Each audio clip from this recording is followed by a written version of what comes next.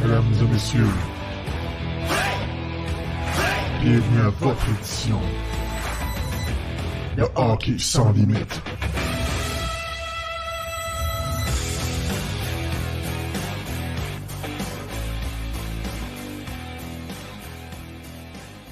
Bonsoir tout le monde, bienvenue à Hockey sans limite, premier match de la saison 2022-2023 du Canadien de Montréal. Une saison qui débute, une saison qui pour certains sera peut-être très longue, pour moi qui sera très intéressante, surtout avoir 5 recrues dans l'alignement du Canadien ce soir. J'ai hâte que ça commence, puis en partant, je vous lance un scoop, je pense qu'on va gagner à soir. Je ne sais pas pourquoi, m'en-vous pas pourquoi, mais j'ai un feeling. On vous présente nos panélistes avec moi ce soir. Ellie qui s'est joint à la dernière minute, vite fait de même. C'est pas mon genre. Non. C'est pas ce que je fais d'habitude. Non, pas d'habitude, non, en effet. JD, comment il va, notre gars de l'Ouest? Il est en forme? Ça va bien, tu vois ce point-là, là, essayez pas d'essuyer votre screen si vous regardez là, présentement. Là. Ça, c'est une branche que j'ai eue sur le nez parce que je me prépare à l'automne ici avec les Cridge around autour de nous autres. Là, on coupe des branches, puis on en fait brûler, puis tout ça. Fait que ça fait partie d'avoir quelques acres en campagne. Le bon job, il dit 84 wins, Yannick, on le sait, ouais, 84, mais je pense pas que cette année, je vais y aller dans mes prédictions comme d'habitude. Je suis pas capable, essaye pas. Je sais bien, j'ai de la misère. 84 sur 82 matchs, il faut le faire. Ouais, c'est vrai le bon job, c'est vrai. Élie, comment il va, Élie? T'es en forme? Ça va super bien. Je travaille beaucoup ces temps-ci, mais je suis quand même content du début de la saison, même si on s'entend. Ça ne sera pas une saison facile pour les fans. Puis nous, Yannick, tu le sais. Qu'est-ce que c'est ça que tu viens de mettre dans ta bouche? Ah, c'est une vape. Mon Dieu! Une vape aux fraises. C'est un tampon. On s'entend que ça ne sera pas facile. Hein? Nous autres, Yannick, ça fait 7 ans, 7 saisons, 8 saisons qu'on fait ça. On n'a jamais eu autant peu d'espoir que cette saison. Mais on sait, je pense tous les partisans savent que c'est une saison de transition vers le futur, vers du meilleur. Ça reste qu'il y a un gros point d'interrogation sur est-ce qu'on va avoir du plaisir cette année malgré tout. Je pense que oui, les fans vont en avoir, mais ça reste à prouver. Puis je pense qu'il y a plusieurs fans comme moi qui sont dans l'interrogation à savoir quel genre de saison on va vivre avec nos Canadiens adorés. Bon, avec Kent Hughes qui avait repoussé son point de presse de lundi à aujourd'hui, les partisans ont comme « Oh, il va peut-être passer de quoi? » Mais non, il ne s'est rien passé, sauf du mouvement dans l'alignement. Donc, Pezzetta ne joue pas. Je pense que personne n'est surpris de ça présentement. Vous savez où que je m'enligne présentement. Jonathan Drouin qui n'est pas de l'alignement du premier match. Vos impressions là-dessus? Est-ce que vous croyez que... Tu sais, je pense qu'on l'a dit l'année passée. Puis on va le redire, puis les médias l'ont dit aussi, puis j'ai vu Benoît Brunet aussi en parler, puis j'ai vu plein de monde en parler, mais pour son bien, il va être dû pour peut-être aller ailleurs, on le sait tous, mais présentement, je pense qu'il n'y a pas d'équipe qui veut prendre cette partie du salaire-là, même à moitié prix, puisqu'on ne peut pas enlever plus que la moitié du salaire. Vous en pensez quoi que Jonathan Drouin n'ait pas de l'alignement partant, JD? Bien, c'est certain que le gars, il a eu des blessures, il a manqué beaucoup de temps l'année passée, même les 2 dernières années. Moi, ce que je n'ai pas aimé, c'est lorsque Martin Saint-Louis a dit qu'il n'était pas en forme, qu'il n'était pas en game shape. J'ai de la misère avec ça parce qu'il s'est fait opérer un poignet. Puis quand tu te fais opérer un poignet, il n'y a rien qui t'empêche d'enlever sa bicyclette stationnaire, il n'y a rien qui t'empêche de t'entraîner du point de vue cardio pour être prêt pour ta saison. J'ai bien de la misère avec ça. Puis c'est dommage parce que moi, je pense que vous autres, vous le savez, là, mais j'ai toujours bien aimé Jonathan Drouin. J'ai toujours donné le bénéfice du doute. J'ai jamais aimé, puis j'ai toujours défendu lorsqu'il y en avait qui l'attaquaient pour tout puis pour rien. J'ai trouvé qu'il y a eu de bonnes saisons quand même.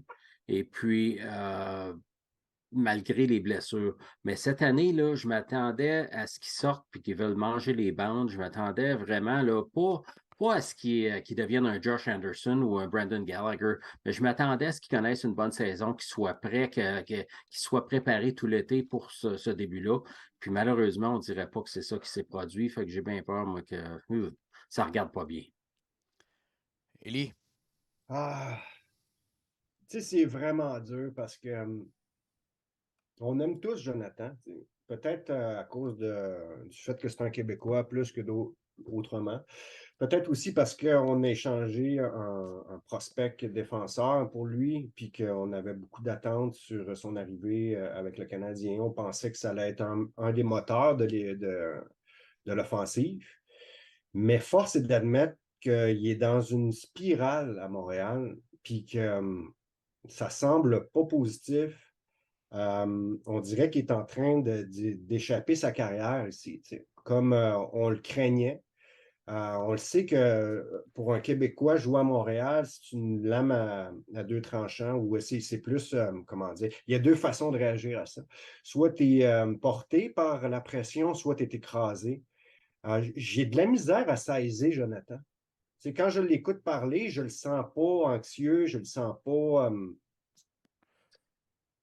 pas, comment dire, perdu. Mais en même temps, veut pas, c'est pas le même joueur que celui qu'on est allé chercher. Puis si la tendance se maintient, ben ça va être la fin. Ça fait que c'est vraiment triste. J'espère que ça va être le coup de pied au cul qu'il va avoir besoin pour se reprendre en main, parce qu'il n'y a personne d'autre qui peut aider Jonathan, je pense, rendu à ce moment-ci de sa carrière. C'est le valeur. Il y a Benoît sur le chat qui dit Drouin, son non-verbal veut tout dire, aucunement le goût d'être sur la glace. Moi, ce que je vois comme non-verbal, personnellement, c'est mon opinion à moi, c'est que c'est un gars qui cherche. On dirait que là, présentement, avec le nouveau système, il a quand même marqué un but dans le pré-saison. Il a joué deux matchs, 2 ou 3 matchs. Il a quand même marqué un but. Il rate des passes que normalement, Jonathan Drouin, on le sait, ça, c'est sa grande qualité, c'est la qualité de ses passes. Ça, on le sait. Puis là, si ses passes se rendent pas, puis qu'il crée beaucoup de revirements, comme on l'a vu en entrée de zone en avantage numérique, c'était le meilleur du Canadien de Montréal depuis 3 ans. Quand le gars, il pognait la puck dans sa zone, quand il faisait les passes par en arrière, il rentrait avec la rondelle. Puis là, on aurait dit qu'il était comme un peu perdu dans l'instinct. Parce que c'est un joueur d'instinct. C'est un joueur que je crois que Saint-Louis va avoir du plaisir à coacher, mais présentement, il a de l'air complètement perdu. Donc, ça donne peut-être cette impression-là que le non-verbal est pas bon, mais je pense que ça doit le frustrer énormément. Ça, c'est mon humble avis. Je ne sais pas ce que tu en penses, JD. Mais... Est-ce une question, c'est peut-être une question de confiance? Ouais. Je veux dire, c'est comme je disais, le gars ne sera jamais confondu pour Josh Anderson ou Brandon Gallagher, point de vue cœur, point de vue travail, mais point de vue talent, là, c'est un des joueurs les plus talentueux du Canadien. Là. Ouais. Puis, à un moment donné, là, on dirait qu'on a toujours des attentes, puis on est laissé sur notre appétit lorsqu'on parle de Jonathan Drouin. Mais là, c'était le temps, ou c'est le temps, il n'est pas trop tard, mais c'est le temps vraiment de lui qui prenne sa carrière en main et qu'il fasse de quoi avec, parce que là, il va manquer de temps là, bientôt. Je disais justement Pop sur le chat qui parlait là, que quand ton DJ te dit que tu n'es pas prêt pour la saison, c'est déjà un signe qu'il y a des changements à venir. Oui, mais c'est difficile de faire des changements si ton joueur n'est pas en forme, puis le message que ça donne aux autres équipes, comment tu fais pour changer un joueur de même à 5,5 millions? Présentement, c'est impossible. À un moment donné, il va falloir qu'il se prenne en main lui-même. Il va falloir qu'il arrête de pointer du doigt à gauche puis à droite, là, ou qu'on arrête de pointer du doigt puis trouver des excuses. Puis à un moment donné, il faut que le gars se prenne en main. Jack High, je veux dire, il travaillait d'un Costco, puis regarde, il y a 2 ans, puis regarde où il est aujourd'hui. Il s'est pris en main. Fait que, Jonathan, prends-toi en main, mon homme.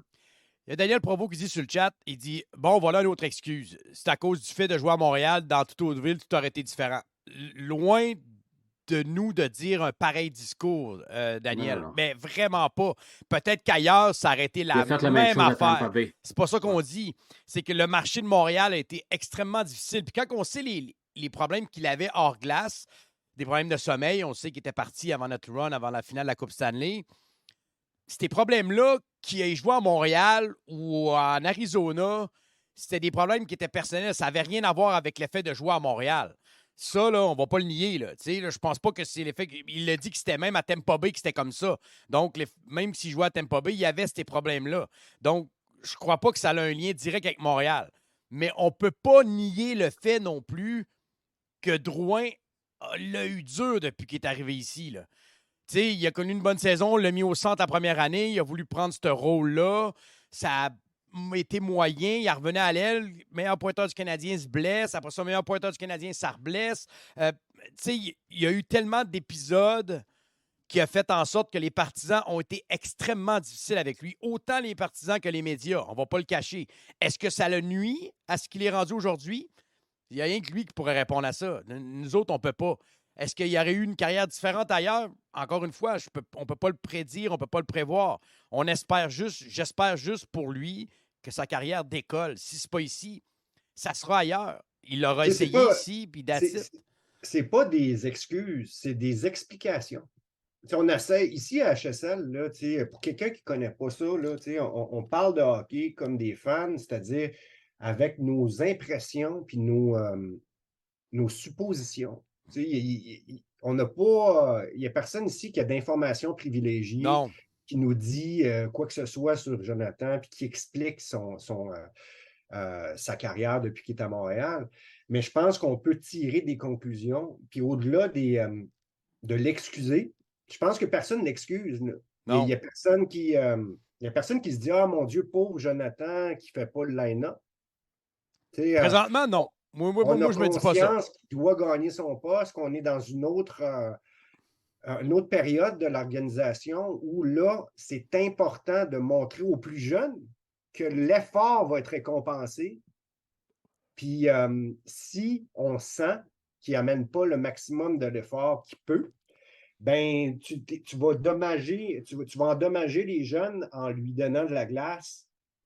Puis lancer un mauvais appel à la chambre, selon moi. Ça fait que tout ça fait partie aussi de l'équation. À post-of-JBL, il dit on ne sait pas c'est quoi non plus aller dans les coins avec des défenseurs de 6 pieds 4 avec nationale à tous les soirs. Puis ça c'est un point de vue qui est quand même pas pire aussi, là, qui est quand même bon. Là. Ben oui, mais c'est la même chose pour tous les 700 joueurs. Il y a 700 joueurs dans la Ligue nationale. C'est la même chose pour tous les joueurs. Exactement. Puis ces deux blessures au poignet l'ont sûrement ennuyé les 2 dernières saisons. Puis, les 2 saisons d'avant, il allait quand même bien. Fait que, moi, j'ai pas perdu confiance. Je pense qu'il est encore capable de connaître une bonne saison. Je crois qu'il a encore besoin de travailler. Je crois pas que c'est un manque de forme physique. Ce que j'ai comme information, c'est que le gars, il a un bon mindset puis qu'il est en forme. Je pense juste que entre ce qui se passe dans sa tête présentement puis ce qui va sur la glace, il y a un délai entre les deux. Puis Drouin, s'il y a un délai entre les deux, vu que c'est un talent naturel, ben on voit ce qu'on a vu dans les matchs pré-saison. Un gars qui va créer des revirements, il est à sa ligne bleue, il fait une passe, puis il la donne à l'autre équipe. C'est pas Jonathan Drouin. Jonathan Drouin n'a jamais été ce genre de gars-là à faire des revirements. Il va en faire en zone offensive, mais des revirements sur des passes. Encore une fois, je le regardais, j'étais comme, il y a de quoi, là? Là, il y a de quoi? Là, ça veut dire qu'il pense trop. J'ai une question pour vous autres. Est-ce que vous croyez que la méthode dure, celle qu'on adopte présentement, c'est-à-dire celle de le mettre de côté, va marcher avec Jonathan? Qu'est-ce que tu en penses, JD, toi? Avec l'expérience que tu as et le peu de connaissances qu'on a de la personne, est-ce que tu penses que ça va donner des résultats positifs? À un moment donné, on a pris l'approche molle pendant 5 ans. Là. Fait qu'à un moment donné, là, c'est peut-être pas la même organisation, c'est peut-être pas les mêmes dirigeants, le même coach. Mais à un moment donné, il faut que le joueur se prenne en main. On vient de passer les 15 premières minutes d'un avant-match d'une demi-heure à parler de Jonathan Drouin. C'est pas normal. C'est pas normal pour n'importe quel joueur. Donc, à un moment donné, en ce qui me concerne, il faut que tu te prennes en main. Puis, il n'y a pas d'autre façon d'expliquer ça. Puis, Kent Hughes, il en a parlé même aujourd'hui, et puis il ne faisait pas référence à Drouin. Il faisait référence à Jack Eye. Puis, il disait, regarde nos coachs. Trevor Letowski, c'est un choix de 7e ronde. Saint-Louis puis Burroughs, ils n'ont jamais été repêchés. Ces gars-là, il dit, ils auraient pu se plier comme une tente. Au lieu de se plier, ils se sont relevés, ils ont pris leur carrière en main. Puis c'est ça que Jack Eye a fait. Mais là, à un moment donné, là, C'est le temps, Jonathan, avec tout le talent que tu as, choix de première ronde, 3e au total, c'est le temps de se prendre en main. Ah, puis il est capable. Tu sais, il a quoi? Il a 27 ans, si je ne me trompe pas. Là, si je ne vais pas me Chose comme ça, tromper. ouais. Là. Tu sais, là, je vais aller voir son âge là, juste pour être sûr. Là. Ouais, il a 27 ans. Fait que, tu sais, à 27 ans, il est encore capable d'avoir 5-6 bonnes saisons devant lui. Je le souhaite pour lui. Je le souhaite pour lui. Puis tant mieux si ça marche ailleurs. Tu sais, il l'aura essayé ici, puis on verra ce qui va arriver par la suite. C'est juste, je pense qu'on est juste un peu On est déçus. déçus. On est est déçus. On va pas le déçus, cacher, on est déçus. Moi, quand j'étais le chercher, je voyais un gars de entre 60 et 70 points réguliers. Moi, je ne voyais pas en bas de ça. Plus que ça, parce qu'on ne savait pas encore c'était quoi son plafond. Mhm. On ne savait pas encore c'était quoi son plafond. En fait, on ne le sait pas encore. Moi et toi, on ne le sait pas encore. Là. Ben, force est d'admettre, Yannick, qu'après 4 ou 5 saisons à glander, pas à glander, mais à stagner, à rester comme en deux eaux, ben, on a vu d'autres talents collapser, là, c'est le mot qui me vient, mais s'effondrer, puis jamais être capable de jouer à la pleine mesure de son talent. Il y a une partie qui est indéfinissable dans ce qui fait un joueur de hockey, puis la drive, puis la motivation. Ça fait que là-dessus, on n'a pas de référence. Tout ce qu'on savait, c'était son talent brut. Puis surtout, lors de ses années juniors, où il a impressionné bien du monde, puis on avait des grandes attentes. On va parler maintenant des trios du Canadien de Montréal aujourd'hui. Donc, Caulfield, Suzuki, on se demandait c'était qui allait jouer à droite de ces deux-là. Puis là, tout le monde, je vois plein de médias dire « Ah, mais là, Anderson n'a même pas joué un match pré-saison avec eux autres. » Parce que Saint-Louis a essayé toutes les options parce qu'Anderson, il l'a vu l'année passée. Fait qu'il sait ce qu'Anderson va donner à côté de Suzuki et Caulfield. Il savait ça. Fait que moi, il s'est dit « Mais essayer toutes les autres options que je peux essayer. » Puis on va pas oublier aussi que Suzuki a manqué des matchs à cause d'une blessure. Fait qu'il a essayé tout le monde. Qu'il n'ait pas joué le match pré-saison, pour moi, ça ne change rien. Parce que je me dis, il sait c'est quoi. Fait que c'est le meilleur fit présentement dans ce qu'on a vu comme trio. Deuxième trio est intéressant, par exemple.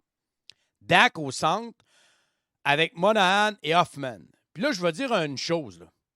Y a-tu juste moi qui trouve que Kirby Dak, c'était le meilleur joueur du Canadien de Montréal en match pré-saison? Le meilleur, là, mais vraiment le meilleur. Là. Moi, on a parlé de JD, on n'était pas sûr du contrat quand on a fait un show, moi puis JD, un hebdomadaire. Puis il avait joué seulement un match. Il avait été bon, mais on disait un match. Mais moi, je le vois dans un coin de patinoire. Je le vois couper au centre de la glace, frapper, aller devant le net.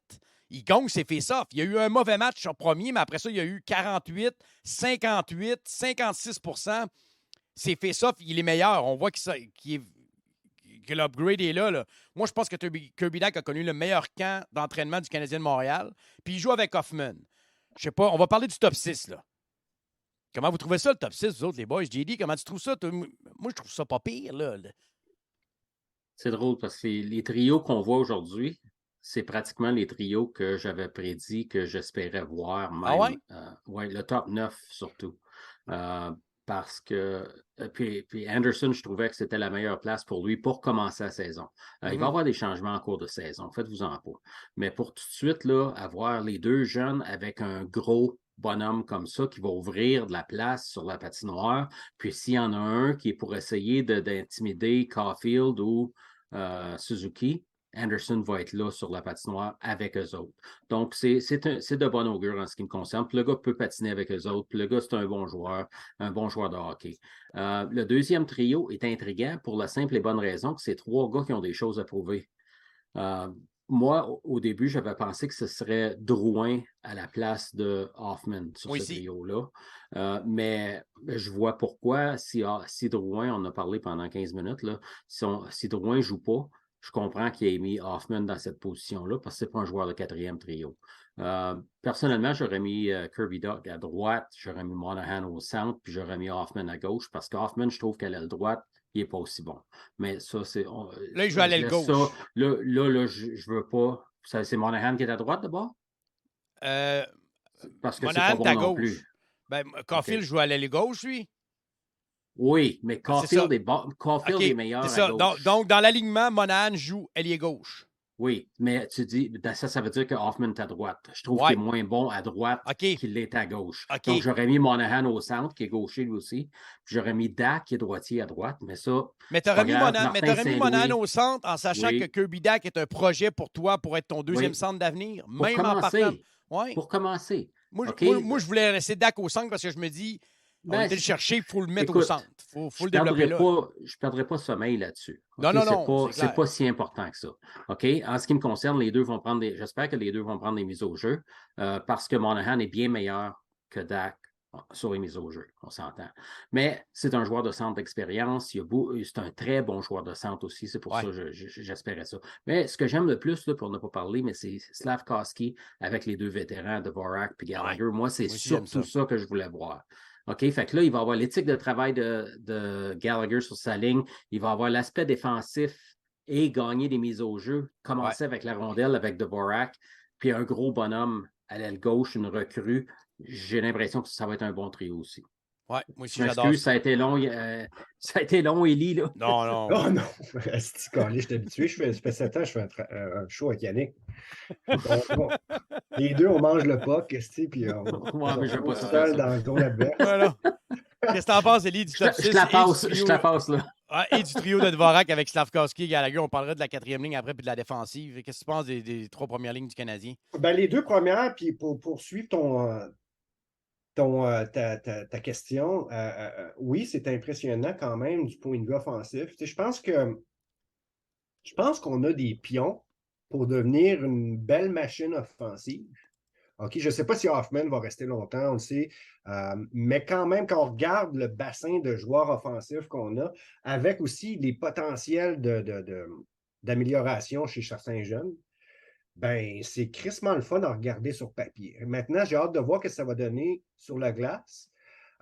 Moi, j'aurais envie d'une saison offensive, même si on sait qu'on va perdre beaucoup de matchs. Donc, j'ai l'impression qu'on s'enligne vers ça, qu'on met des éléments offensifs, qu'on pacte les deux premières lignes, puis la troisième n'est pas très mauvaise, n'est pas mauvaise non plus. Donc, j'ai beaucoup quand même d'espoir là-dedans. Hâte de voir les résultats, puis hâte de voir comment la chimie va marcher. Anderson, c'est un joueur que j'aime beaucoup, mais certains ont sûrement raison de dire que ça fait longtemps qu'on ne l'a pas vu sur ce trio-là. C'est vrai, mais il n'y a pas eu il n'y a personne qui s'est démarqué pendant le camp pour vraiment voler ce spot-là. Tu sais. On pensait Dadonov, mais Dadonov n'a pas eu un bon camp. Non, c'est ça. Non, très ordinaire, très ordinaire. Puis, tu sais, on va pas se le cacher. Puis, je vais être honnête, là, j'aurais pas été surpris qu'Armia soit là s'il n'aurait pas été blessé. Armia a quand même connu un bon camp. Je dis pas que c'est ça qu'il aurait fait, mais il aurait peut-être envoyé à Anderson avec Monahan et Dak. Tu sais, un gros trio, des gros bonhommes, des gars fiables défensivement. Mais présentement, je pense qu'Anderson, tout ce qu'on souhaite de lui, c'est de la constance. Si Anderson est capable d'être constant, il va être là toute la saison. Qu'est-ce que vous dites? Parce que j'ai eu cette conversation-là lors des derniers matchs. Là, il y a beaucoup de mes amis fans qui disaient qu'ils voulaient absolument plus voir Anderson se battre. À cause, on le sait, il y a eu des problèmes, ça l'a ralenti lors de la dernière saison. Mais c'était une main. Il n'y a jamais eu de commotion, à ce que je sache, pas répertorié, en tout cas pas à Montréal. Là. Une main ou une face, je veux dire, ça reste que si t'es mais là, on s'entend-tu que cette année, on n'est pas dans le mood de dire « Hey, si Anderson se blesse, ça y est, on ne fait pas une série. » Tu comprends? Ouais, tu comprends la différence? Donc, cette année, là, Anderson a un job. Lui puis Jacky, présentement, qui est là, parce qu'on ne sait pas combien de temps il va être là, ça va être de protéger nos jeunes. Il faut qu'Anderson se gère ça. Puis on l'a vu au camp. Quand ça a commencé à barder contre Ottawa, là, Anderson, ça n'a pas été long qu'il te l'a knocké, ce trou-là. Là. Il te l'a foutu à terre, puis ça n'a pas été long. C'était une pénalité. C'était évident. Là. Mais c'était comme, vous n'allez pas toucher à nos joueurs. Quand ça a commencé à brasser, Manny Caulfield s'est fait ramasser. Jacky est arrivé, Anderson est arrivé en arrière, a ramassé l'autre. Va falloir que nos jeunes soient hyper protégés. Donc, quitte à ce que des gars se blessent, moi, cette année, sérieusement, ça me dérange pas. Je suis dans un mood que Anderson, il faut qu'il soit un justicier pour cette équipe-là. Il n'y a pas le choix, là, selon moi. Là. JD, toi, Il t'es-tu n'est pas, d'accord? il est pas tout seul. Ce qui se produit, Ellie, là-dedans, c'est que c'est pas comme dans des années 70, les années 80, que dans le temps que j'aimais beaucoup le hockey. Je l'aime encore, là, mais dans le temps, j'adorais le hockey avec Chris Nyland et ces gars-là. T'as pas de goon. Tes joueurs, il faut qu'ils puissent jouer au hockey. Donc, les gars tu regardes l'équipe qui s'est rendue en finale de la Coupe Stanley, tu avais Shea Weber, tu avais Ben Chirot, tu avais Joel Edmondson, tu avais Anderson. Tu en avais une gang de gars qui pouvaient lâcher les gants à tout moment si jamais il y en a qui prenaient des libertés contre Carey Price ou Caulfield ou quelqu'un d'autre sur l'équipe. Donc, tu n'as pas toujours besoin, puis c'est là que j'espère que Jacky va comprendre ça, tu n'as pas besoin d'accepter toutes les offres, le monde qui veulent se battre contre toi. Tu te bats une couple de fois, tu en garoches une couple de bonnes, puis à un moment donné, ta réputation va être assez pour que les gens autour de toi se calment assez rapidement quand tu te présentes parce qu'ils ne sauront jamais quand est-ce que tu vas les lâcher, les gars. Ça ne sera pas toutes les fois, mais tu vas choisir ton temps. Puis c'est là que Jacky, il faut qu'il apprenne ça. Puis Anderson le sait, ça. Donc, pour moi, si Anderson lâche les gants de temps en temps, c'est une bonne chose parce qu'il faut qu'il protège. C'est un gros bonhomme, il est capable de se battre. On l'a vu se battre avant qu'il arrive à Montréal, quand il était avec Columbus. Il s'est battu contre Zdeno Chara. Puis il a pas mal fait, là. Il s'est Fait battu que contre Lucic quand il est arrivé avec le Canadien. c'est ça. Rappelons-le. Donc, tu n'as pas besoin de toujours le faire, mais tu le fais au besoin. Puis j'aime le point de Yannick aussi, c'est que le Canadien a beaucoup de profondeur à l'aile présentement, puis même au centre. Donc, si jamais là, il se blesse malheureusement à cause d'une blessure, c'est pas nécessairement la fin du monde présentement. Mais tu espères toujours qu'il ne se blessera pas, c'est certain. Allez-y avec vos prédictions sur le chat. On va continuer parce que là, on sait que c'est le match d'ouverture, donc on va avoir une longue introduction. Même si on prendrait 2-3 minutes de plus, c'est pas plus grave que ça. Défensivement, Goulet avec Savard sur la première paire. Là, la défensive, là, on a 4 jeunes. Là. On a 4 qui ont 14 matchs d'expérience, dont Harris qui en a 10. C'est rien que pour le dire. Là. Jacky avec Wideman sur la deuxième paire. Et on a Kovacevic qui va jouer avec Harris sur la troisième paire. Donc, 3 droitiers, puis 3 gauchers. Là, on va se dire, Madison n'est pas là. Qui va sortir quand Madison va être là? On verra. On va voir le match de soir. Ça va donner un bon indicatif. Est-ce que Madison va être là en fin de semaine? J'en doute. Bon, Alain de Montembeault sont aussi. On ne parlera pas des gardiens. On en a assez parlé en long et en large. Donc, Goulet, Savard, Jacky avec Wideman et Harris avec Kovacevic. Ça vous dit quoi comme défensif? C'est jeune. On va pas se le cacher, là. C'est jeune. J'aurais aimé ça d'en voir rien que 2 à la base, là. Mais là, d'en voir 4 dans le premier match, tu fais comme, vous vouliez un virage jeunesse, ben vous en avez un. On l'a d'en face, on va se dire. C'est la place que nos meilleurs espoirs étaient, c'est en défensive. On va en avoir le cœur net, peut-être pas ce soir, là, mais cette saison. Qu'est-ce que vous en pensez de cette défensive-là, Jerry? Mark Giordano, qui va s'aligner pour les Maple Leafs, a plus d'expérience dans la Ligue nationale que les 6 défenseurs des Canadiens combinés. Ça te donne une idée. Il a joué plus de matchs dans la Ligue nationale que les 6 défenseurs combinés.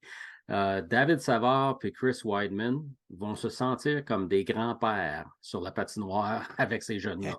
Mais avec la jeunesse, j'écrivais là-dessus ce matin, avec la jeunesse vient l'enthousiasme. Puis ça, c'est... on se souvient quand Caulfield est arrivé pour les séries, juste avant les séries à Montréal, ce qui amenait dans le vestiaire, là, c'est l'enthousiasme, c'est la joie de vivre. Puis ces jeunes-là là, veulent rester dans l'alignement. C'est leur premier match dans la Ligue nationale. Ils veulent bien faire. C'est pas des gars nerveux. Si vous les avez vus en entrevue aujourd'hui, Kent Hughes, il a dit, je pense pas que le battement de cœur de Jacky a dépassé 70. Fait que, tu sais, c'est des bons jeunes qui sont calmes. Moi, j'ai l'impression qu'ils vont avoir un bon match, mais l'opposition va être difficile. Par exemple, on parle des Maple Leafs de Toronto, puis on parle d'une offensive qui est assez redoutable, surtout leur avantage numérique. Attention aux punitions. Oui, en effet. Élie? Tu sais, je pense que ça montre aussi, ça en dit long sur l'organisation. Tu sais, je pense qu'on pense que cette année va être une année de transition, puis on prend les mesures, on prend des décisions en conséquence. C'est-à-dire qu'on a plein de jeunes qui ont beaucoup de talent, qui vont gagner sur le moyen terme d'avoir de l'expérience rapidement. Sur le court terme, par exemple, on va se faire exploser souvent. Et puis eux autres vont se faire exploser. Puis c'est là qu'il va être très important de bien être à l'écoute de comment la confiance des jeunes réagit dans les situations. Parce qu'au-delà de la saison de transition, puis peut-être d'aller chercher un autre très bon choix, on l'espère, ben la confiance de ces jeunes-là est fragile. Puis il va falloir que le coach, puis j'ai bien confiance qu'il y ait quand même des bonnes antennes, soit alerte par rapport à ça, parce que 4 recrues qui jouent des grosses minutes dans la Ligue nationale, si on prend 4-5 buts par match comme on l'attend, ben ça va finir par les gruger. Puis il faut faire attention là-dessus. Mais pour ce qui est du reste, je pense qu'on s'attendait à ça. Puis c'est le début de saison qu'on prévoit, c'est-à-dire beaucoup de buts des deux bords. Ouais. Je pense que c'est une des saisons depuis qu'on fait HSL que les attentes n'ont jamais été aussi basses. On ne va pas se le cacher, là. On ne peut pas le nier, on ne peut pas se mettre T'as la pas tête dans le plus sable d'attentes que non l'année plus. passée? Oui, ben ouais. Je ne m'attends pas que le Canadien, je l'ai répété puis je le redis encore, je ne m'attends pas que le Canadien finisse 32e. Moi, je les vois toujours finir entre 23 et 26. J'ai cette position-là depuis le début parce que je pense qu'on va être capable de marquer beaucoup de buts. Je pense que plus la saison va avancer, plus nos jeunes défenseurs vont être à l'aise, plus Slavkovski va être meilleur, plus nos joueurs vont s'adapter au système. Puis je pense qu'on a un bon coach, puis le coaching staff pour faire évoluer l'équipe. Je veux voir une évolution dans cette équipe-là. C'est tout ce que je souhaite. Fait on verra ce qui va arriver parce qu'on va avoir des passes que ça va être mal, que ça va aller tout croche. On va peut-être avoir des séquences de 0-8-2 en 10 matchs. Mais je m'attends qu'on ait des séquences de 8-2 en 10 matchs aussi. Fait que je ne dis pas qu'il va y avoir plus de bonnes que de mauvaises séquences. Loin de moi de dire une chose pareille, là, surtout avec la défensive extrêmement jeune qu'on a là. Mais je pense qu'on peut avoir des belles surprises. Mais je ne vois pas non plus le Canadien se qualifier pour les séries éliminatoires. À moins que Jake Allen et Montembeault combinent un 915-920 d'efficacité, mais avec cette défensive-là, même un Carey Price, je pense, aurait de la misère à avoir un 915, un 920 d'efficacité en pleine forme à 82 matchs. C'est rien que pour le dire, là, ça va jusque-là. Là. On va avoir le temps d'en reparler de Carey Price. Il va y avoir un point de presse la semaine prochaine, justement, de Carey Price qui va nous en parler. Qui a toujours un désir de revenir. Mais, on le sait tous, on va se le dire. Les prédictions pour le match de ce soir, JD? Moi, j'y vais avec la surprise, 4-3 Canadiens. Kirby Dach va scorer son premier but, le premier but des Canadiens cette saison. Brendan Gallagher, tout de suite, lui, il va commencer sa saison du bon pied. Rem Pitlick, puis Slavkovski va avoir le but gagnant. Ça, c'est écrit. Ça, c'est écrit, là. C'est écrit là, pour un théâtre. OK. T'es sûr que la branche l'a reçu sur le nez, tu l'as pas reçu sur la tête? Élie? J'ai le goût d'être positif aussi. Je ne sais pas si on va gagner, mais ce n'est pas important pour cette saison-ci pour moi. Qu'est-ce que je veux voir? C'est le premier trio être un premier trio dominant. J'aimerais voir de bons flashs des jeunes, puis ça inclut Dak, que je conçois qui est encore très jeune. Mais c'est vraiment ma priorité cette année, c'est de voir Caufield, Suzuki éclore. Parce qu'eux autres sont rendus là dans leur cheminement. Puis je veux les voir atteindre des chiffres qu'on s'attend d'eux. Peut-être pas les maximums, mais j'aimerais voir le début d'une belle chimie entre ces deux-là. Le reste, ça m'importe peu. C'est plate à dire. Le reste est moins important dans la hiérarchie, je pense, du Canadien. Donc voilà. Donc je m'attends qu'on perde ce match-ci 5-4. Puis que Caufield en mette 2 dedans. Donc 5-4. Moi, j'avais la même prédiction que JD. J'avais 4-3. Sur le chat, Benoît 5-1 Toronto, Pierre-Olivier Pladis 4-2 Montréal. Un autre positif. Si Charles-Éric 5-4 Toronto, ce serait le genre de match intéressant pour les Canadiens. Et le Pops qui dit malheureusement, il dit désolé, il dit 5-2 pour les Maple Leafs. Donc, c'est tout pour nous. Le premier avant-match de la saison, on va être de retour vendredi. Il y en a 2, vendredi et samedi. L'hebdomadaire devrait switcher au lundi soir. Je regarde mon horaire. J'ai commencé à travailler. Donc, peut-être je vais être bon pour dimanche cette semaine, mais ce n'est pas sûr encore. Donc, surveillez la page Facebook. Vous allez voir ça sur Facebook. Vous allez voir. Le lundi, ce sera un petit peu plus tard. Donc, Surveillez ça. On va vous partager les informations de tout ce qui va se passer pour Hockey Sans Limite. Mais vendredi, je vais être là. Je suis tout seul, je serai tout seul, mais je vais être là vendredi. Moi, m'arranger pour être là. Ah ouais. Je ne serai pas tout seul. Oh, JD aussi peut peut-être être là. Une petite demi-heure, là même, ça va vite. C'est comme des quickies. Tu sais, quand tu es habitué de faire 2h30 le dimanche soir, tu es comme une demi-heure. On dirait que tu as le temps de rien parler. Merci beaucoup, les boys, d'avoir été là. Merci, Merci JD. à toi. Ça fait plaisir. On va espérer que Jack Eye donne un black eye à Matthews. Ah, ça serait beau, ça. Ça serait beau. Ça serait vraiment beau. J'ai hâte de voir aller, lui, Jack Eye. Merci beaucoup, Élie. Ben, merci à toi, Yannick, puis merci à tous les auditeurs qui sont là. Ouais. Puis j'espère que vous allez passer une belle saison, puis qu'on va pouvoir continuer de parler malgré le fait que ça soit difficile, les années de transition, puis qu'on n'est pas habitué de ça à Montréal. Quand ça allait mal, on a toujours focusé sur le positif à Hockey Sans Limite. Puis ça ne va pas changer cette année, même Toujours si ça été va mal. Ben, pote, on a une finale à la Coupe Stanley. Là. On a quand même vécu assez intense à HSL. On va pas se le cacher. Là. Faire un show à Saint-Jean, il fallait le faire. Là, ça fait qu'on ne l'oubliera pas, ce run-là. Donc, merci beaucoup à tout le monde. Arthurie Lekkonen. Oh, oui, oui. Parlant de Colorado, eux autres vont être quelque chose à voir aller cette année. Donc, merci beaucoup à tout le monde d'avoir été là. Nous, on se revoit vendredi avant match canadien qui, si je ne me trompe pas, c'est contre les Red Wings de Détroit vendredi. Donc, nous, on se voit vendredi. On vous souhaite un excellent match canadien Maple Leafs. Attention à vous autres, tout le monde.